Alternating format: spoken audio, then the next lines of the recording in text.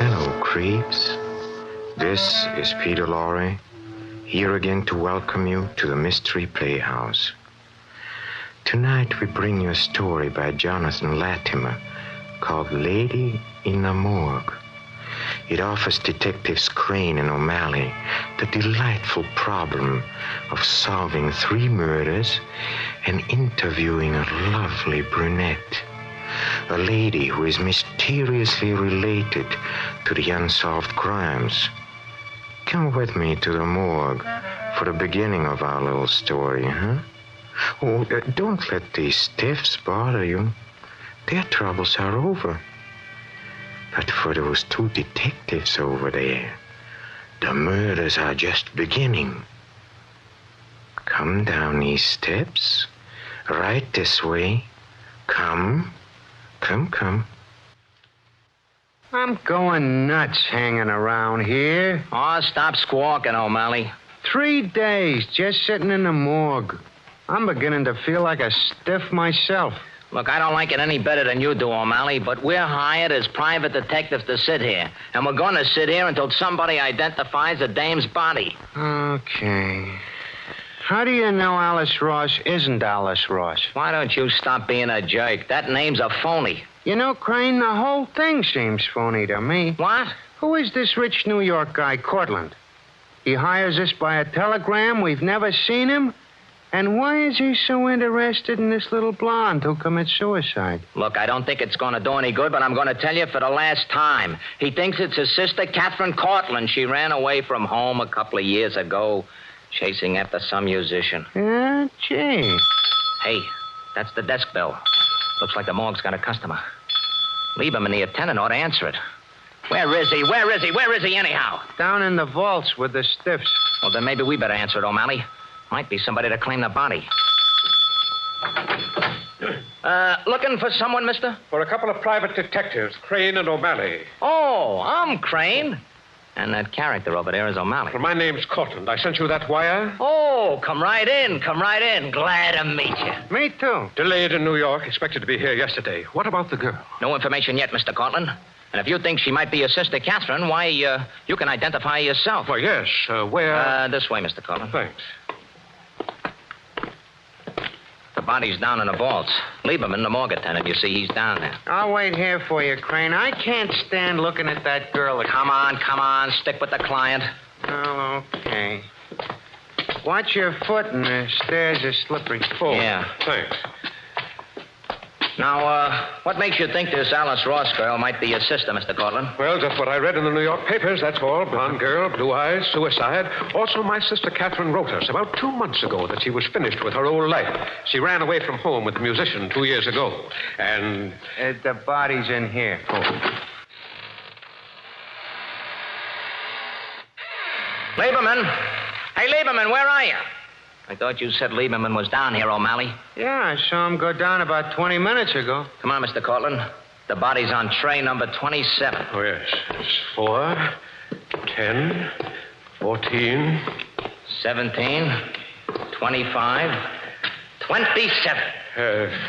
You pull out the tray. I don't like things like this. Oh, there's nothing to be afraid of. She's dead. All you got to do is grab the handle and... Go ahead, O'Malley. You pull it out. Oh, all right. Well, that's a man's body. A man, not a woman. Yeah, she's certain. You? What? Hey, it's Lieberman, the morgue attendant. Murdered. Murder in the morgue? It's murder, all right. It's head smashed. But where's the girl's body? Yeah, Mr. Cortlandt, this is a job for the police.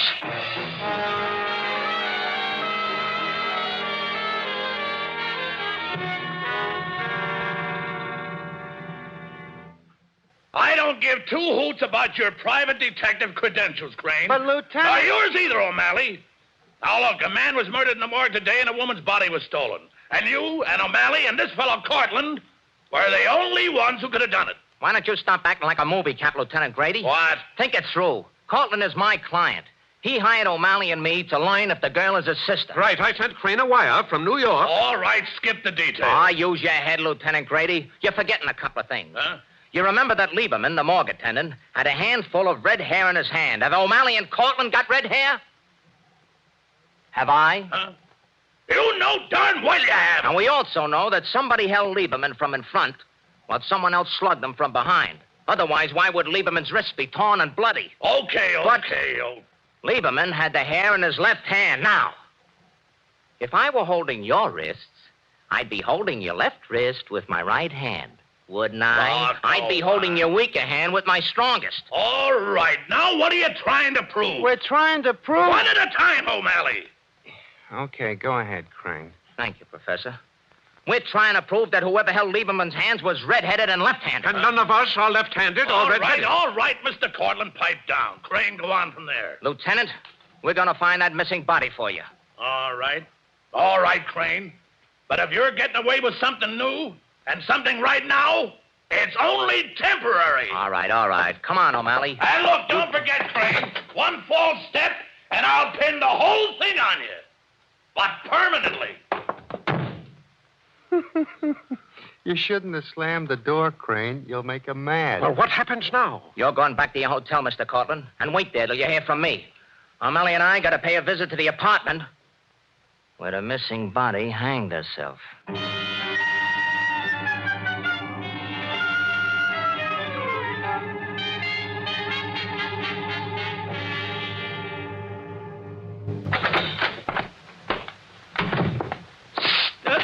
Now look, O'Malley, I thought I told you to stick out in the hall and keep your eyes peeled. Sure, Crane, but I'm getting nervous.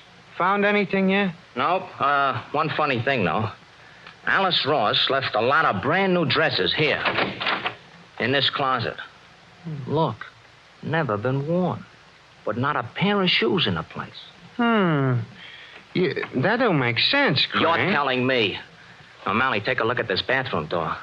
According to the papers, this is where Alice Ross hanged herself. Draped the cord over it. Isn't that terrible? Yeah, let's see now. According to the papers, she came out of the bathtub and hanged herself while she was still wet. The police found a puddle of water on the floor. That's nuts, Crane. Why would anybody take a bath if they were going to commit suicide? Unless they wanted to hang themselves up to dry. Would anyone hang herself while she was still wet? Oh, I think she'd dry herself first. Don't make sense. It'd make good sense, O'Malley, if she didn't commit suicide. Yeah. It'd make better sense if she was murdered. Yeah, murdered? She was murdered first. Then the murderer hung her body up with a cord. O'Malley, get back in the hall and keep a lookout. Sometimes I wonder what you'd do without me, Crane. Sometimes I... Now, what's the matter? It's Grady and a bunch of cops. Let's get out of here quick. Yeah, but where? It's 3 floors to the ground. How about this window? Great. Hey, there's a ledge. What? You go one way, I'll go the other. Come on, open up. We know you're in there. Open up.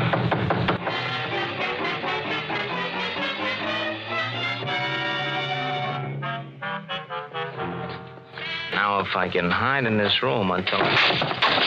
My toe. Get out of here, girl! You hear me? Shut up. Shut up. Now, listen. Listen, I don't want to hurt you and I don't want to rob you. And I'll turn you loose if you promise not to make a sound.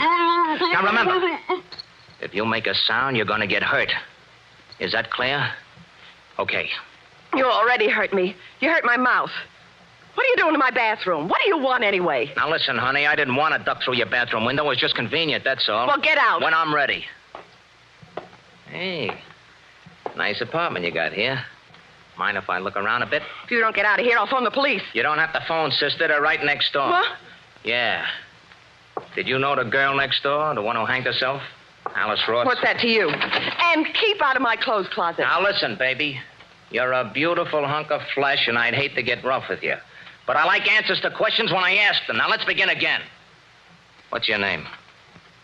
Udoni. That's my name. Mrs. Sam Udoni. Ah, that's better.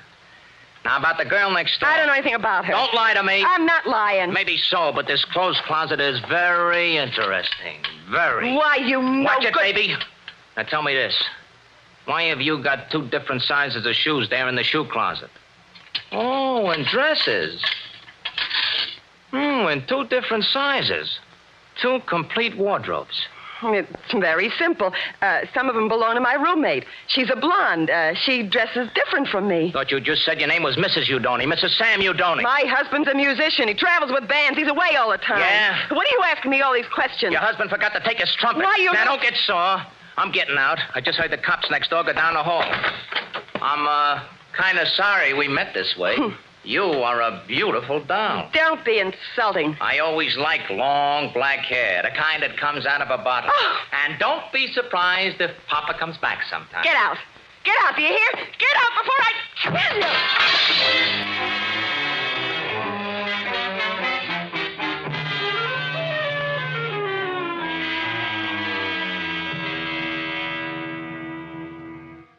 Well, that's what it all adds up to, Mr. Cortland. Alice Ross was murdered. And her body, obviously, was stolen from the morgue to cover up that murder.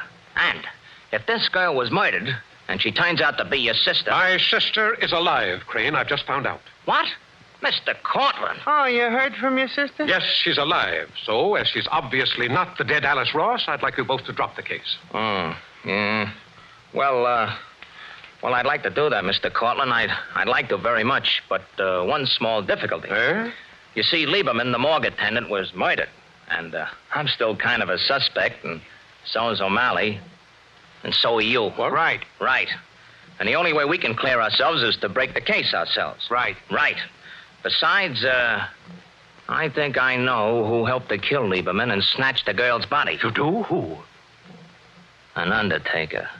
A left-handed, red-headed undertaker. That's ridiculous. No, now, wait a minute, Mr. Cortland. Sometimes Crane gets brainstorms. Figure it out, Mr. Cortland. The only way anyone could get into the morgue and carry the body away is through the delivery entrance. That means only an undertaker could get in there without a lot of questions. What'd I tell you, Mr. Cortland? A brainstorm. Right. Right. Oh, this is all nonsense. Complete and utter nonsense. Maybe so, but just to prove that it isn't, O'Malley's going out right now and find that undertaker. Right. Me?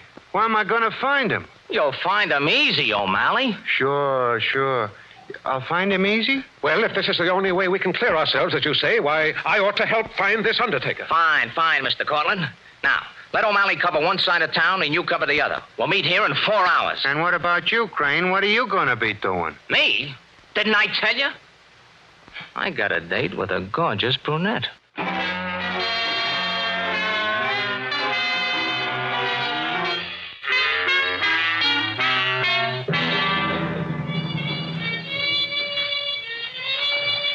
Oh, hello, Mrs. Udoni. I told you I'd be back. You? What are you doing here? Oh, I came to hear the hot music and, be near you. You've got a nerve after what happened today. Hey, that's a solid horn your husband blows in that next room there. Yeah, what makes you think he's my husband? You said your husband was a musician, and I saw a trumpet here this morning. Well, you see too much. What do you want anyway? How does a wife of a musician feel when another woman starts following him around the country? I don't know what you're talking about. Never heard of Catherine Cortland, huh? She never meant anything to Sam. She's been following him around for several years. Must have got someplace with him in that time. Look, you better get out of here. My husband's coming in here. Good. I want to see him. I told him about you butting in here. I'll kill you. Who is this guy, baby? This is him, Sam. You're looking for trouble, mister. I like trouble. What do you want with us? I want Catherine Cortland, or I want a body. What are you talking about? Ah, don't be coy, you Donny. I know Catherine Cortland left New York several years ago to follow you here. What about it? Sure, she followed me here. Does that make me responsible for her? I haven't seen her for months. And who was that living in the apartment next door to you? How should I know? A girl commits suicide in the apartment next door, and right away I'm a suspect. Get out of here. Okay, you Donny. Just one thing.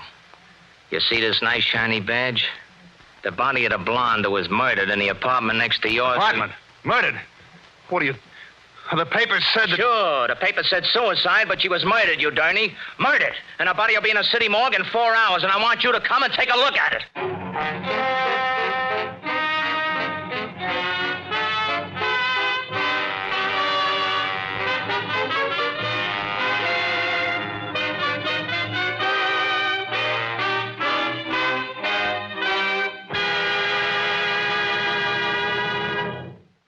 It's just like you said, Crane. There was a left-handed, red-headed undertaker.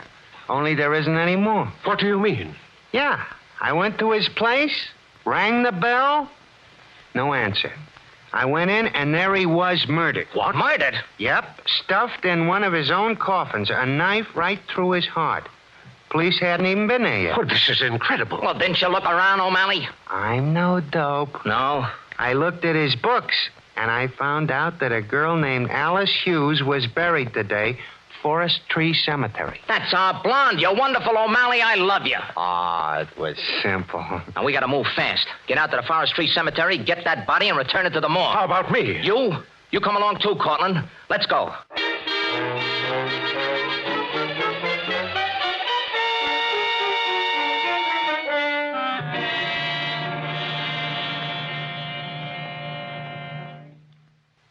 All right, O'Malley. Lift her up. Put her on the table. Easy now. There. Now can I go? Stick around. I got a job for you. You certainly have a genius for the fantastic, Crane. Digging this body out of its grave, sneaking it in here in the morgue. I only do what's necessary, Cortland. Now, look. Are you sure this girl isn't your sister? Absolutely. Well, it's the same body that was swiped from the morgue, and she was murdered. Murdered? Furthermore, whoever killed this girl knows I've located the body and returned it here to the morgue. So what, Crane? The killer's going to try to steal the body again. And you, Mr. Cortland, and O'Malley are going to catch him. Red-handed. Me? You. But, Crane, how can you be sure? I made sure. Now, listen. Here's what we're going to do. We leave the body here, on this table, with a sheet over it. Then you two get under the sheets on these other tables. But those are tables they perform autopsies on. Right. And the murderer, when he comes in, will never suspect that you're under those sheets. All right, Crane. I'm game. I'm leaving you two here alone. I'll beat it out and get Lieutenant Grady. Oh, I ought to warn you. No one knows you're down here in the vaults. Just you two. But don't worry. The killer will be here. Good luck, boys. Just us two and the killer, Mr. Cortland. I'm not afraid. Let's get under the sheets now. Turn out the light.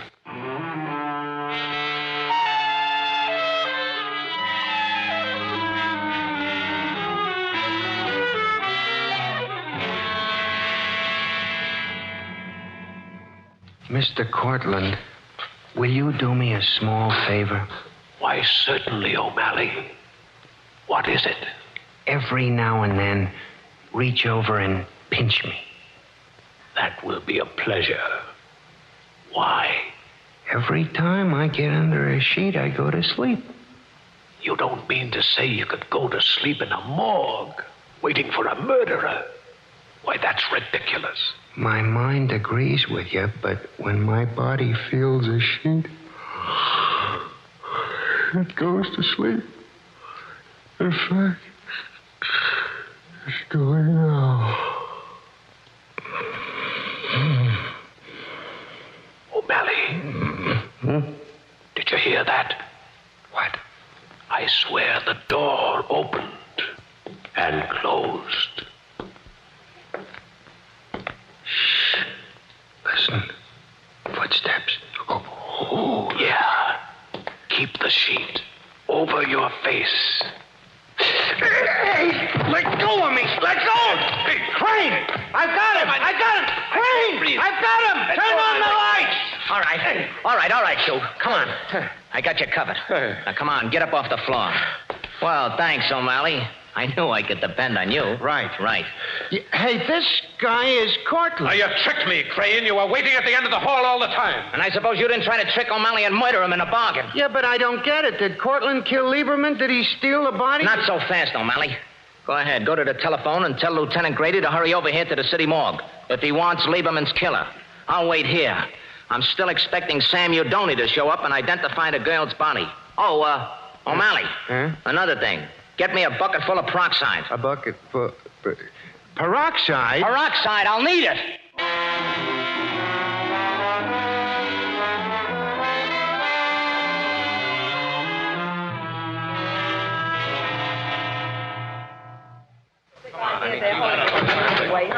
What's this all about, Crane? And say, who are all these people? Well, O'Malley, you know, and this is Sam Udoni and Mrs. Udoni, and this is my client, Mr. Cortland. Your client? Then why you got him handcuffed? Well, it ain't merely because he didn't pay his bill. Now, no cracks! Crane, O'Malley told me on the phone that this blonde dame, Alice Ross, didn't commit suicide but was murdered.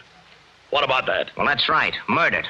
By this man right here. But look, Crane, Cortland couldn't Who have... said anything about Cortland? I said this man right here. Meaning Sam Udoni. That's a lie. You can't prove that. You Shut can't... up! Shut up. Shut up! Now, Crane, you mean that Udoni committed all those murders? No, my husband was with me when they were committed. And what reason would he have to kill this Alice Ross? Why, he didn't even know her. How about that, Crane? Well, Udoni ought to have known Alice Ross. He killed her because she wouldn't give him a divorce. Alice Ross was actually Mrs. Udoni. How could she be? I am Mrs. Udoni. Let me out of here. Grab him, O'Malley. Let me go. Let me go. Cut it out, Udoni. It won't do you any good. It's better. Don't talk, Sam. They can't prove anything. Be quiet, you. Be quiet, you. Be quiet, you. By heavens, this is all beginning to make sense. That's why Udoni stole the body of his wife. So that he could pass off this woman here as Mrs. Udoni. Right, Lieutenant. Sure, I get it. And now for the proof, O'Malley. O'Malley, hand me that bucket full of peroxide. Here you are, Crane. Hey, now, wait a minute, Crane. Wait a minute before you start his shenanigan. If Alice Ross was actually Mrs. Udoni, who's this dame here? Well, that's simple. She's Catherine Cortland. What? You're crazy. Catherine Cortland was a blonde. Wait a minute. She's no blonde, Crane. Oh, no? Just watch. There. Watch her hair, Lieutenant. Just watch her hair. Yeah. Say, the black is running out. The dye, you mean. You better take her someplace where she can clean up, O'Malley. Yeah, but wait a minute. Where does this guy Cortland fit in? I'm afraid he was merely an unhappy accomplice, but go easy on him. He's a good guy. Good guy. Good guy. Good guy. He tried to stab me. Yeah, but he was dragged into this whole thing to protect his sister. And she was dragged in by Sam Udoni. He's the real louse. Look, Crane, I'm not making any alibis, but I wish you'd answer me just one question. Go ahead, shoot, Cortland. How did you know my sister had dyed her hair? Well, in your sister's apartment, I found a bottle of black hair dye and a bottle of peroxide in the bathroom. But what finally convinced me was the real Mrs. Udoni. What do you mean?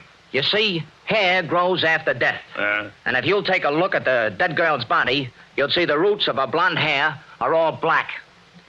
Crane, all I can say, you make my hair stand on end.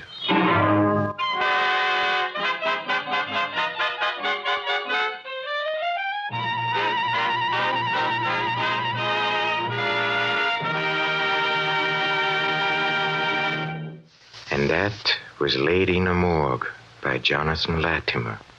Oh, yes, we were going to have a guest ghost on tonight's broadcast. Oh, but poor fellow, he was taken gravely ill.